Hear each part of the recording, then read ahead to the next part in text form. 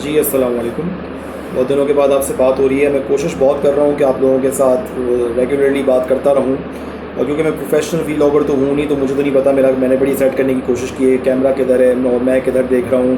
تو یہ چیزیں مجھ سے نہیں ہوتی. مجھے صرف آپ سے سمپل ایک بات کرنی ہے, اور وہ بات یہ کرنی ہے کہ اس سال بہت ضروری ہے کہ 14 اگست ہم اس طریقے سے سیلیبریٹ کریں جس طریقے سے ہم نے کبھی بھی نہیں کری. اور میں کیوں یہ کہہ رہا ہوں؟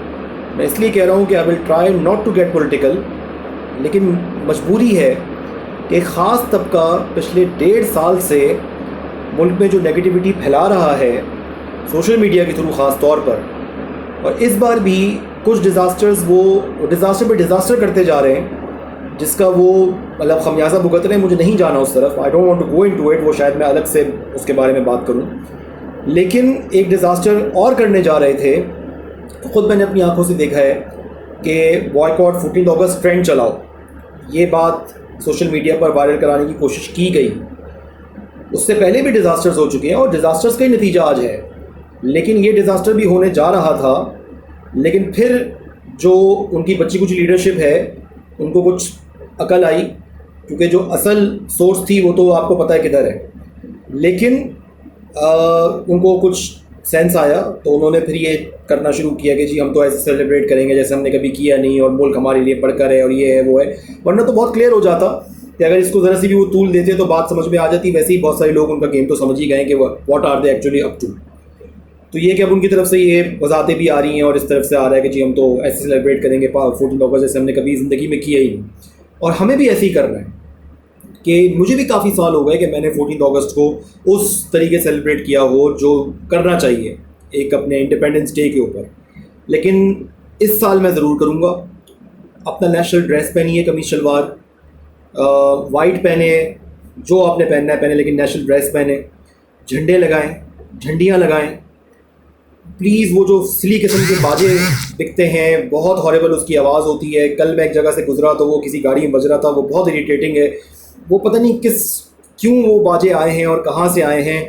تو کوشش کریں کہ وہ باجا نہ بجائیں, اس سے کوئی فائدہ نہیں ہے. کوئی انڈیپینڈنس کو اس سے آپ سیلیبریشن میں سوائے شور شرابے کے اور شور و غل کے, اور کیونکہ ہم تو کبھی عوام بنیں گے, ہم تو جھتا ہے, تو اس جھتے میں اور دکھتا ہے کہ جی یہ کیا ہو رہا ہے.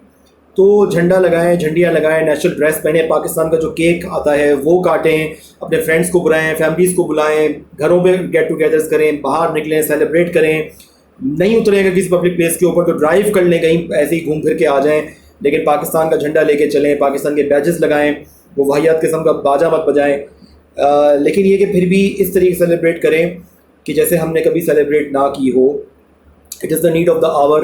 کیونکہ بس میں آپ سے چھوٹی سی بات یہ کر دوں کہ کوئی بھی پاکستان سے بڑھ کے نہیں ہے. کوئی فوج, کوئی عدلیہ, کوئی پارلیمنٹ, کوئی سیاستدان, کوئی قانون نافذ کرنے والے ادارے, کوئی بیوروکریسی, کوئی عوام, کوئی سیاسی لیڈر پاکستان سے بڑھ کے نہیں. میں اتنی بڑی بات بول دوں, قائد اعظم بھی پاکستان سے بڑھ کے نہیں ہے. پاکستان ہے تو ہم ہیں. جس جگہ پہ میں بیٹھا ہوں یہ میرا گھر ہے, یہ میرا کمرہ ہے. میں اپنے گھر کے بارے میں, آپ اپنے گھر کے بارے میں کتنے سینسیٹیو ہیں, اس کو صاف رکھنا چاہتے ہیں, اس کو اچھے سے اچھا بنانا چاہتے ہیں. تو ہمارا گھر تو اس پوری سرزمین پاکستان کے ایک چھوٹے سے حصے پر ہے, ہم اس کے بارے میں اتنے سینسیٹیو ہیں. تو جس زمین پر یہ گھر بنا ہوا ہے اس کے بارے میں ہماری کوئی رسپانسبلٹی نہیں.